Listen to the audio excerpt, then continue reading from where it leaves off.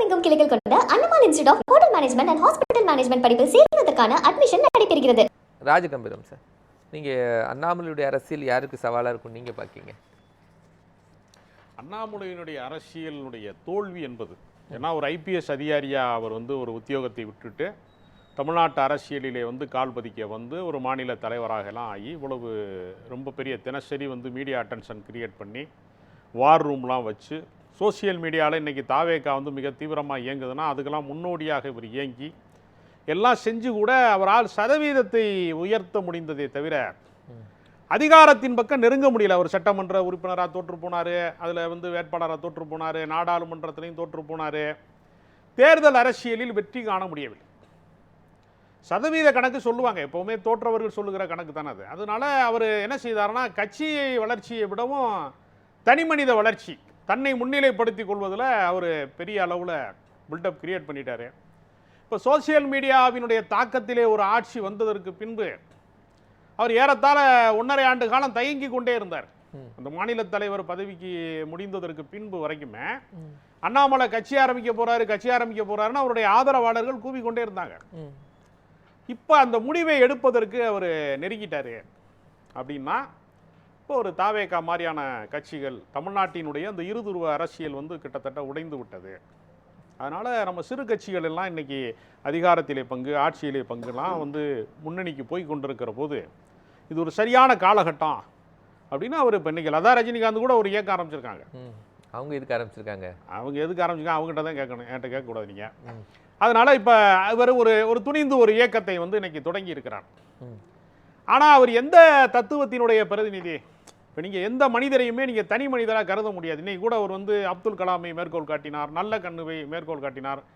நல்ல கண்ணுங்கிறவர் தனி மனிதர் கிடையாது, தனிப்பட்ட ஒரு மனுஷன் நல்லவராக இருந்தாருங்க, எளிமை அப்படி அல்ல. ஒரு தத்துவம் அவரை அப்படி உருவாக்கி இருக்கிறது. அப்படி தான் அது பார்க்கணும். கம்யூனிஸ்ட் கட்சியில் இருக்கிற எல்லாருமே நல்ல கண்ணுவை போல தான் ஏறத்தாழ எளிமையாக தான் இருப்பாங்க, அர்ப்பணிப்போடு தான் இருப்பாங்க. அவர் கூடுதல் தியாகம் செஞ்சிருப்பார், அவ்வளோதான். பர்சன்டேஜ் வித்தியாசம் இருக்கும், எல்லாருமே அர்ப்பணிப்போடு தான் இருப்பாங்க. அப்போ ஒரு தத்துவத்தினுடைய அவர் எடுத்துக்கொண்ட அந்த மதவாத தத்துவம், பெரும்பான்மைவாதம் தமிழ் மண்ணிலே முளைக்கலை. அதனால் அவர் தனி கட்சி தொடங்க அதெல்லாம் விட்டுட்டு ஒரு தமிழ் மண்ணுக்கான ஒரு கட்சியை ஆரம்பிச்சிருக்காரு. ஒரு இளம் தலைவர் அப்படிங்கும்போது அந்த வேகம் எப்படி இருக்கும்? இல்லை, அதாவது எப்பொழுதுமே இந்த மிடில் கிளாஸ் பீப்புளாக இருக்கிறவங்க, அப்புறம் மிதவாத இந்துத்துவா, அப்படி மதச்சார்பிலேயே கொஞ்சம் தீவிரத்தன்மை இல்லாதவர்கள், இவர் குறிப்பிட்டது மாதிரி மாற்றம், மத்திய அரசாங்கத்தோட பாதுகாப்பில் இருக்கும்போது என்னை கைது செய்ய முடியுமான்னு நான் கூட தான் சவால் விடுவேன். எனக்கு போலீஸ் பாதுகாப்புலாம் போட்டு நீங்கள் மத்திய அரசாங்கம் எனக்கு எல்லாமே கொடுத்தீங்கன்னா நான் சவால் விடுவேன். மாநில முதலமைச்சருக்கு சவால் விடுவேன், மகேந்திரன் கூட சவால் விடலாம். பரமசிவன் கழுத்தில் கிடந்த பாம்பு கேட்டது கருடா சௌக்கியமான, அதுதான் கதை. அது இருக்கும் இடத்தில் இருந்து கொண்டால் எல்லா சௌக்கியமே. அதிகாரத்தில் இருந்தால் யார் வேணாலும் சொல்லலாம், அதெல்லாம் அது ஒன்றும் பெரிய சாதனை கிடையாது. அவர் என்னமோ கார்கில் போர்க்களத்தில் நின்றது மாதிரியே பேசுகிறார். அதெல்லாம் இந்த சவுடாலாம் நாங்கள் எத்தனை அரசியல்வாதிட்ட பார்த்துருக்கோம், அதெல்லாம் விஷயம். அது அவர் ஒரு தத்துவத்தில் அவர் ஒரு கோட்பாட்டில் பயணித்தாரு, அது ஃபெயிலியர் ஆயிடுச்சு. அதான் இப்போ ஃபெயிலியர் ஆயிடுச்சு. அந்த கோட்பாடுகளில் எனக்கு விருப்பம் குறைவாயிடுச்சு, ஏதோ ஒரு அழுத்தத்தில் இருந்துட்டேன் அப்படின்னு திருந்தி ஒரு மாநில உரிமைக்காக ஒரு இயக்கத்தை ஆரம்பிக்காரு. அப்படிங்கும்போது அதில் மாற்றம் தானே பார்க்கலாம். இதுக்கு முன்னாடி இந்த மாதிரியான அண்ணாமலே பார்க்க முடியாது. அவர் இப்போ பாருங்க, கம்யூனிஸ்ட் தலைவரை சுட்டி காட்டுறாங்க, அப்துல் கலாமை சுட்டி காட்டுறாங்க. அந்த மாடலில் நான் ஒரு லீடர்ஷிப்பாக வருவேன். யாரை வேண்டுமானாலும் மேற்கோள் காட்டலாம், அவர்களாக வாழ்வதுன்னு ஒன்று இருக்குல்ல. காமராஜர் ஆட்சி அமைப்பேன்னு யார் வேணாலும் சொல்லலாம். காமராஜர் உங்களில் யார் காமராஜர்னு ஒரு கேள்வி இருக்குல்ல. நீ யார் அது மாதிரி செயல்பட போறீன்னு கேள்வி இருக்குல்ல. மேற்கோள் யாரை வேணாலும் காட்டலாம், அப்துல் கலாம்களாம், நல்ல கண்ணுங்களாம், எதை வேணாலும் சொல்லலாம். செயல்பாட்டில் நீங்கள் யாராக இருக்க போகிறீர்கள், உங்களுடைய கடந்த கால வரலாறு என்பது நீங்கள் ஒரு கோட்பாட்டிலேருந்து வந்திருக்கிய, அது இனி சரியாக வராதுன்னு நீங்கள் வேற ஒரு அமைப்பு தொடங்குறீங்க. அதே தன்மையில் தான் இயங்க போகிறீர்களா? அதே கோட்பாட்டை தான் நீங்கள் வேற தனி மனிதனாக சொல்ல போறீங்களா அப்படின்னு பல கேள்விகள் இருக்கு அதில். சரி, நான் என்னன்னா பல பேர் கட்சியிலேருந்து விலகுறாங்க, அது வந்தாங்க போனாங்கன்னு தெரியாது. பட் அண்ணாமலை விலகிறது ஒரு பெரிய செய்தி ஆகுது இந்தியா முழுசும். அண்ணாமலை புதிய மூமெண்ட்டை ஓப்பன் பண்ணியிருக்க ஒரு பெரிய செய்தி ஆகுது. அப்படிங்கும்போது ஒரு பிரபலமான ஒரு தலைவரில் இந்த செய்தி வேற யாரும் சொன்னால் நம்ம கடந்து போயிடலாம். சொன்னது அண்ணாமலை இல்லை. அப்போ செயல் வடிவம் எப்படி இருக்கும்? எந்த தலைவருக்கு கூட்டம் வரலைன்னு நீங்கள் நினைக்கிறீங்க? இன்னைக்கு இப்போ பை ரீசன்ட் டேஸ்ல எந்த தலைவர்? அரசியல் தலைவர்களுடைய கடந்த காலத்தை சந்தித்தவன் பார்த்தவங்கிற முறையில் நான் கேட்கிறேன். வைகோக்கு கூட்டம் கூடலையா? விடிய கூட்டம் போச்சு. நம்ம ரீசன்ட் டேஸ்ல பாத்துருவோம். இப்போ கூட்டம் இல்லையா? யாருக்கு கூட்டம் இல்லையா நினைக்கிறியா? சோசியல் மீடியா ட்ரெண்டிங்ல சீமான் ரொம்ப வைரலா இருந்தாரு. தேர்தல் அரசியல்ல பின்னுக்கு தள்ளப்பட்டதுனால இப்ப நம்ம பேசாம இருக்கோம். அவ்வளவுதான். யாருக்கு கூட்டம் வரல? கூட்டம் வர்றதுனால தாங்க ஒருத்தர் தலைவராகவே ஆகுறாரு. ஒரு தலைவருக்கு கூட்டம் வருதுன்னு சொல்லக்கூடாது.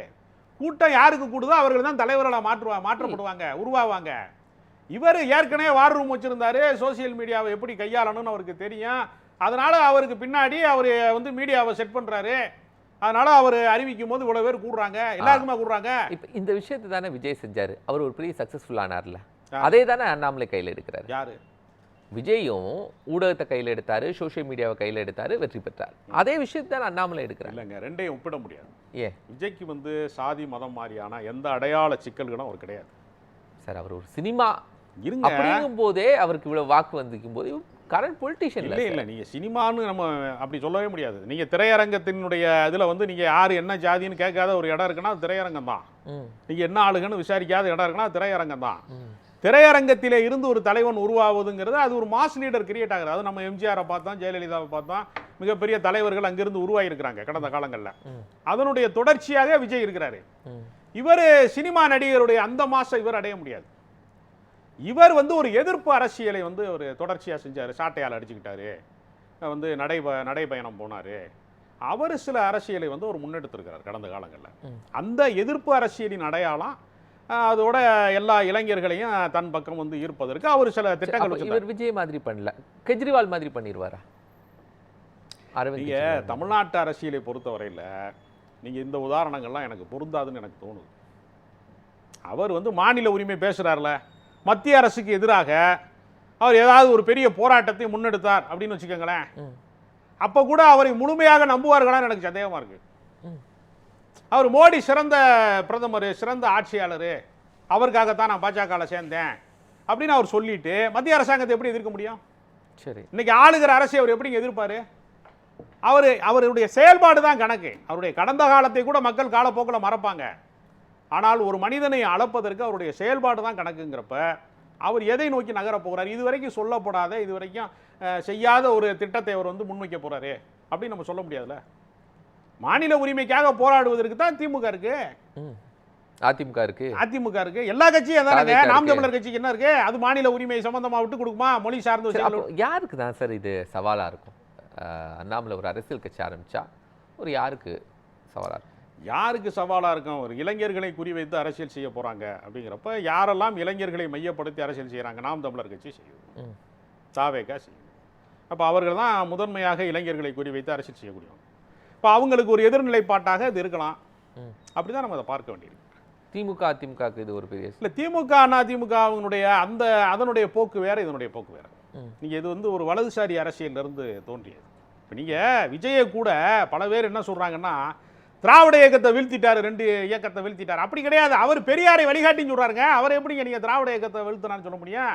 அதன் அடியொற்றி தானே அவர் போறாரு. திமுக வீழ்த்தினார், திராவிட இயக்கத்தை வீழ்த்தினார்னு விஜய் எங்கேயும் இல்ல. அப்படி சில பேர் சொல்றாங்க, 2 திராவிட கட்சிகளை வீழ்த்தி விட்டாரு விஜய்ங்கிறாங்க. அவரே தன்னை திராவிட கட்சியாக கருதி கொண்டு தான் அவர் வேலை செய்யறாரு. அதனாலதான் அவர் பெரியார் திடலுக்கு போறாரு. இன்னைக்கு காலையில காகிதம் இல்லத்துக்கு வந்து அவருடைய பிறந்த நாளுக்கு போய் மலர் போர்வை போத்துறாருன்னா அவர் திராவிட இயக்க அரசியலுக்குள்ளதான் அவர் இருக்கிறாரு.